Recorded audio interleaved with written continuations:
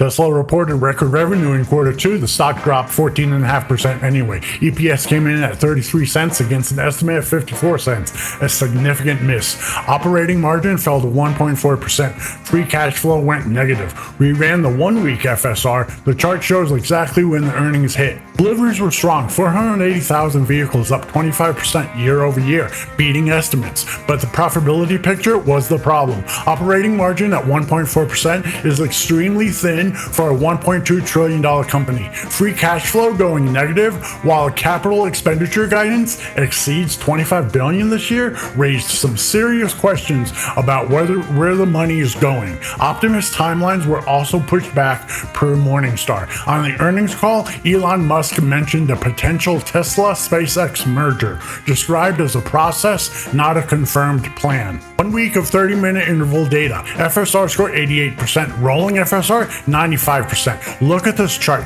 Price held steady between 370 and 385 for the entire week leading into earnings. Then look at window 40. The cliff is the earnings release hitting the market. Price dropped from 373 to 319 in a matter of hours. The rolling FSR chart shows exactly the same thing. 99% all week, then the collapse to 85% at the precise moment of the earnings reaction. That's the FSR capturing a structural break in real time. Tesla wasn't alone today. The Magnificent Seven stocks collectively erased almost $800 billion in market value. Google also dropped on earnings. AI spending concerns are rattling the entire sector. Tesla's specific problem was the combination of a profit miss, negative free cash flow, and a Capex plan that tells the market this company is spending aggressively on unproven bets. Analyst average target remains $425, well above today's $319 close.